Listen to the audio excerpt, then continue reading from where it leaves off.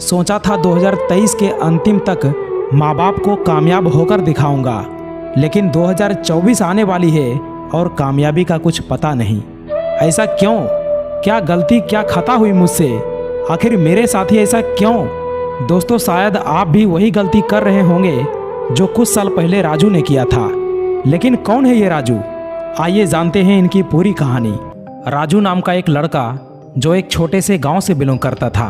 पिताजी सुबह 4 बजे उठकर चाय का दुकान लगाते और माताजी खेतों में काम करके अपने बेटे को पढ़ाने के लिए पटना भेज दिया। पिताजी का बस यही एक छोटा सा सपना था कि बेटा पढ़ लिख कर कोई सरकारी नौकरी करे, मेरी तरह 12-13 घंटे काम न करे।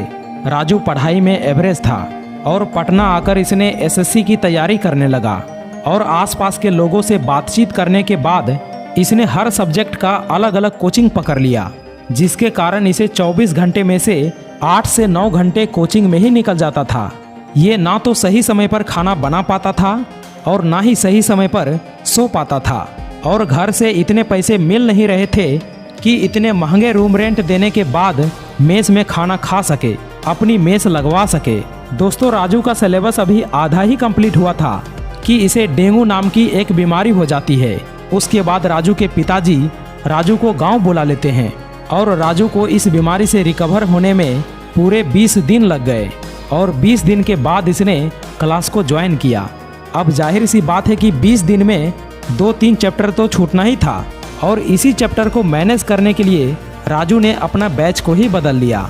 और इसी बैच में प्रिया नाम की एक लड़की पढ़ती थी जो राजू के ही आसपास वाले गांव की थी। धीरे धीरे करके बातचीत हुआ और फिर दोस्ती हुई, लेकिन यही दोस्ती कब प्यार में बदल गया राजू को पता ही नहीं चला।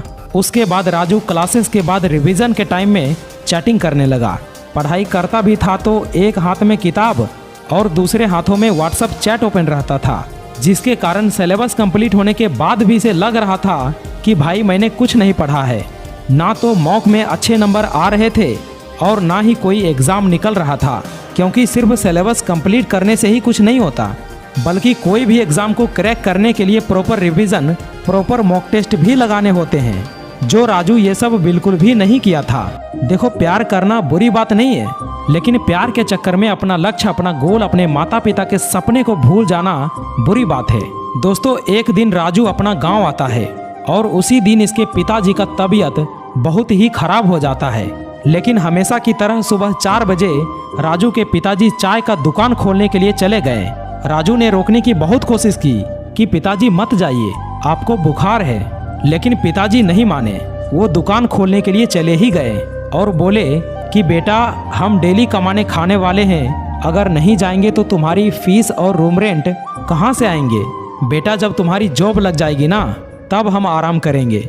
और इतना बात सुनकर राजू के आंखों में आंसू आ गया और उस दिन राजू को एहसास हुआ कि यार, पिताजी कितने मेहनत कर रहे हैं, मुझे पढ़ाने के लिए अपना सब कुछ दांव पर लगा दिए और कितनी उम्मीदें हैं हमसे, और हम केवल टाइम पास कर रहे हैं। यार, जब पिताजी सुबह 4 बजे उठकर काम पर जा सकते हैं तो हम सुबह 4 बजे उठकर पढ़ाई क्यों नहीं कर सकते? राजू उसी क्षण अपना बोरिया बिस्तर समेट कर पटना चला गया और एक कमरे में बंद होकर daily revision, daily mock test लगाने लगा। और इसने ठान लिया कि अब बहुत हुआ टाइम पास, अब वक्त आ गया है मेहनत करने का, अब वक्त आ गया है माँ बाप का सपना पूरा करने का। और 1 साल की कड़ी मेहनत के बाद इसने सीजीएल एग्जाम को क्रैक करके अपने माँ बाप के सपने को पूरा किया।